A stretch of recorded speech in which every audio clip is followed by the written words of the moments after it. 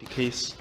It is important to note that the Presidential Act not only discriminated against on the grounds of sex, but also based on parenthood, as women without children or with children above the age of 12 years were not released. For the President to create such criteria, he must have aimed to act on the best interest of the child. The question then arises that doesn't children also need their fathers? The claims that children need their mothers more than their fathers cannot be scientifically proven, and the decision cannot be made by merely relying on stereotypical assumptions and generalizations. Furthermore, no statistical or survey evidence was produced to establish this claim. There are children who are orphans because their mothers died and their fathers are imprisoned. Such children need to at least have a father. The Presidential Act is emotionally abusive to children who have incarcerated fathers because they would fail to understand why their fathers were not released, and it would be even harder to explain to other kids, as children also chat, are curious, and lack the capacity to process their thoughts before speaking, which means they would tease and make it a laughing matter that someone's father didn't return but someone's mother did, which will create an idea to children that being a female is preferable than being male, since women were released and men were not. It was said that if men were to be released, it would have meant many prisoners being released, which also raises a question that is it good to have many prisoners? If men are not released just because it would mean many prisoners being released, then the president must like the fact that many people are in prison instead of taking care of their families. At the time of the Presidential Act, the country was wounded by apartheid. There is no doubt that those men might have been affected by its impact, since people were not afforded equal opportunities, which might have led them to committing crime to provide for their families. Yes, children usually bond with their mothers at an early age, but fathers also act as providers. It is not fair to the mother to be the provider and have time to take good care of the child at the same time. Both parents play an important role in the upbringing of the child. The task of rearing children is a burdensome one. It requires time, money, and emotional energy. A single parent cannot provide all these alone. It is even harder for a woman without skills or financial resources.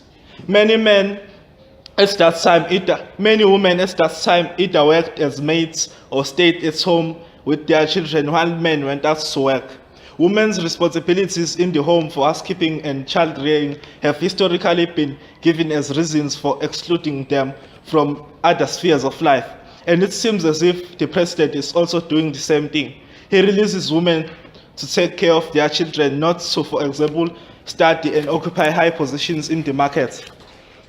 There are many cases where a natural mother is not the primary caregiver, but some other woman fulfills that role, whether she be the grandmother, stepmother, sister, or aunt of the child concerned. In the case of S versus Van S, the police were busy locking up 1M in a patrol van for an alleged offense, and the young children who had accompanied him disappeared. The following morning, 2 of the children were found dead due to exposure to the cold and rain. This case proves that some men are the primary caregivers and breadwinners. By not allowing the release of such men, those children suffered just because their primary caregivers were men.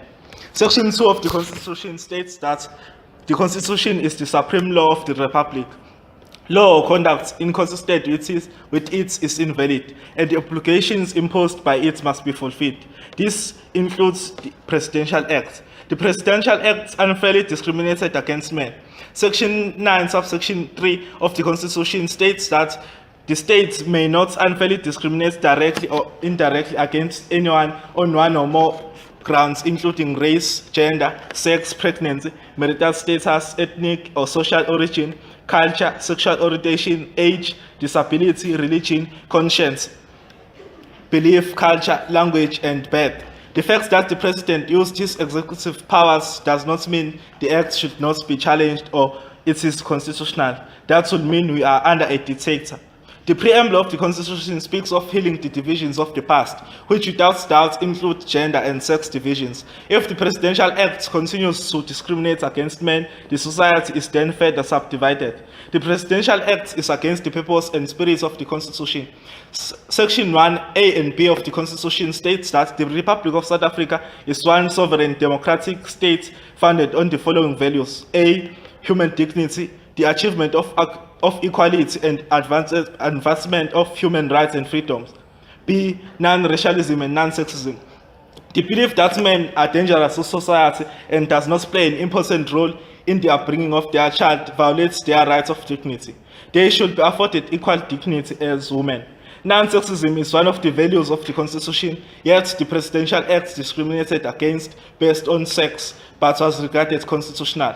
If men were to be given job opportunities, if only men were to be given job opportunities, that would be unfair discrimination. But if only women receive remission, it is fair discrimination. How is that possible?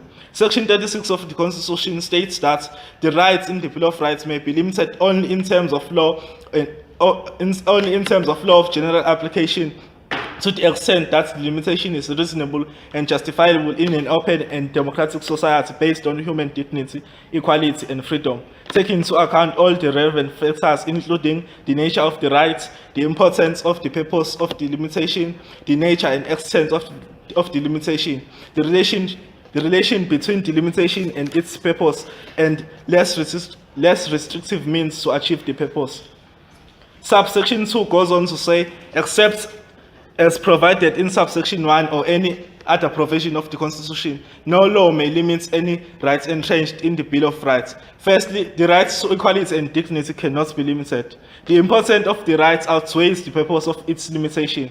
The nature and extent of the limitation is such